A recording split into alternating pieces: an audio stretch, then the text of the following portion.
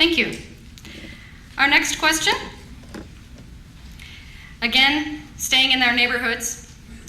According to a past study conducted by the League of Women Voters of St. Paul, we are hosting this forum tonight in one of the most civically engaged neighborhoods in St. Paul.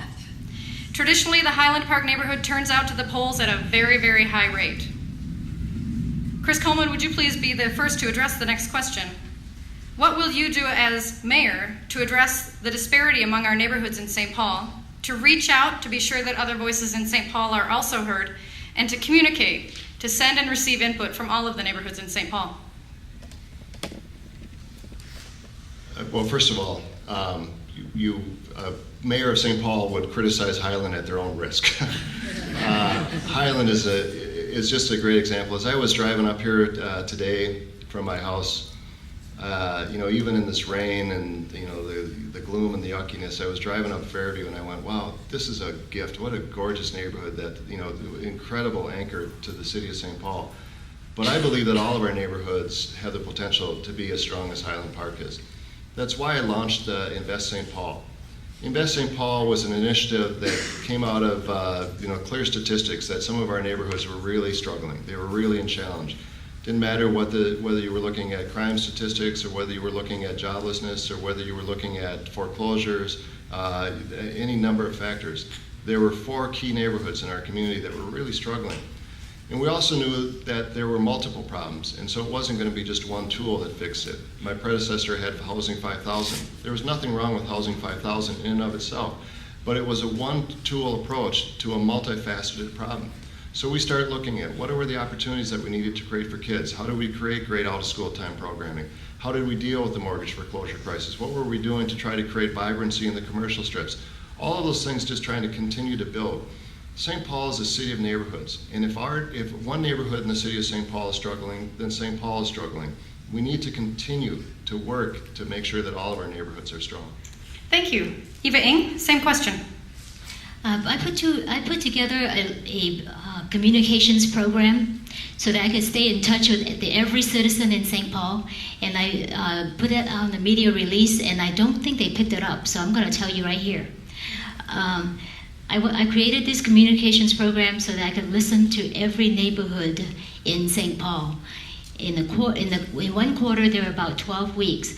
I was planning to meet with 12 neighborhoods, but then my advisor said that's too busy. Try to bring it down to 7 wards. So that's what I said. Okay, we'll go 7 wards. So every ward I'm going to go to, say a Tuesday. Every Tuesday, I will spend 5 o'clock to 9 o'clock at a ward and listen to every gripe they've got. And I'm just listening. And I'm going to do this every Tuesday until all the wards are exhausted. And I'm going to do it quarterly. And hopefully, in one term's time, that's 4 years, I will wipe out the top 3 gripes out of that ward. That's what I plan to do. And then the next thing I'm going to do is I'm going to create an online forum where you can log on as yourself, as an alias or somebody anonymous, whatever, and you talk to me about topics that concern you. You tell me exactly how you feel about that, so I know I can read the forum and I can find out what's going on, and I will know whatever I do and how you feel about it one way or the other. They will help me gauge how to conduct our business. And another thing I'm going to do is I want to create a citizen advisory council where we marshal up all the charitable resources in town, and then we'll find a way to elevate and actualize the human potential in town. And then, I'm sorry. Thank you. I got one more thing I want to say. We will have time for closing remarks. Okay. All right. Chris Coleman, 1 minute rebuttal. I would just say that St. Paul is a national model in citizen participation. In the early 70s, we created the district council system. That's the voice of the community. That's the voice that I have worked with over the last 4 years. It's what I grew up in. My first, elected position, if you call it that, was as was a member of the district council in the Frogtown neighborhood. It gave voice to the people. It gave voice to the concerns. It was a forum to bring business organizations together with charitable organizations, with the people that lived in those neighborhoods to figure out how we can tackle some problems They've done some incredible things, even in spite of the challenges that we've had in our budget. We've been able to hold the funding for our district council systems constant. They could use more resources. We don't have those resources available, but that is the voice of the people, and that is the voice that I listen to as mayor. Thank you. EvaNg? I have to rebut that because what's going on is there's a disconnect between city council, the mayor's office, and what's going on in the neighborhoods.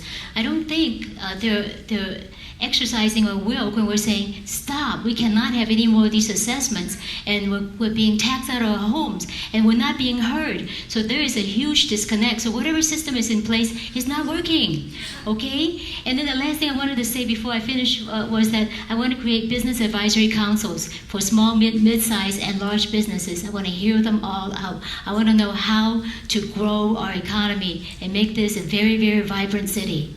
And we want to become a preeminent city, not just settling for second place behind Minneapolis. Thank you. The next question is a little bit more open-ended and allows our candidates to address it from the perspective that they see most valuable. EvaNg, if you'd be the first to address the question.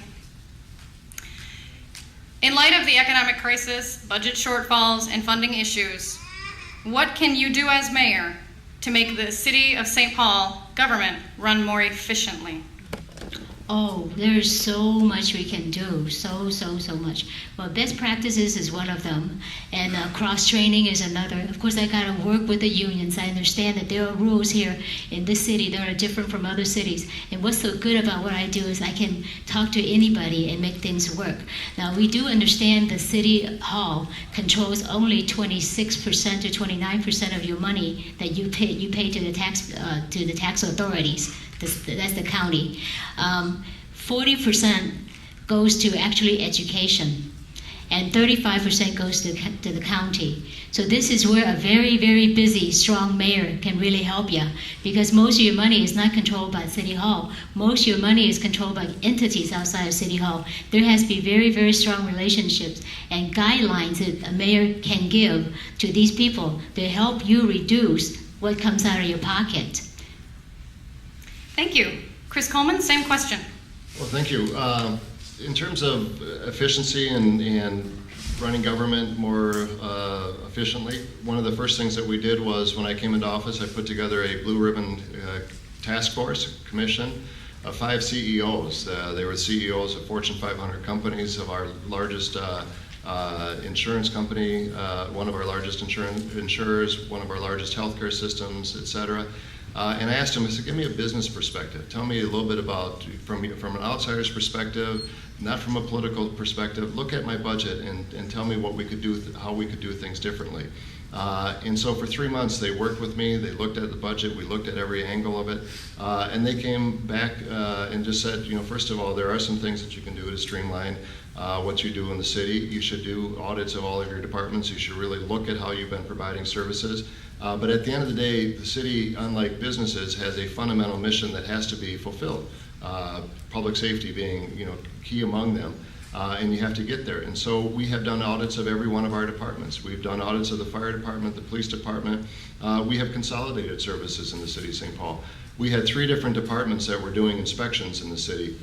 We consolidated that into one Department of Safety and Inspections. As a result of that, I've talked to business owners. The guy that owns the American Burger Bar said this is the easiest town of all the towns that he has opened up a restaurant in. This was the easiest town that he has ever opened up a restaurant in, because we had done that consolidation, so there weren't 5 different inspectors looking at one issue. Thank you. EvaNg, 1 minute rebuttal.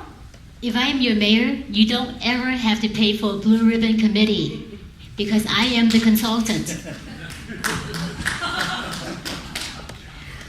I'd like to. Can I just? You may. 1 minute rebuttal. Well, one of the great things about having good relationships with the CEOs of your companies is they didn't charge. I think we bought them sandwiches a couple of times to come in and take a look at it. But it's one of the things I'm very proud of is I'm not afraid to listen to folks. I'm not afraid to bring people to the table. I'm not afraid to just have people take a look, an outsider's look. Too often people are afraid to engage in opinion of people that might disagree with them. And I've taken a very different approach. I want to hear from people that disagree with me. I want to hear from people that have a different perspective or have a different life experience. And that's why we asked the CEOs to take a look at that. So it didn't cost us anything, but it sure saved us a whole lot.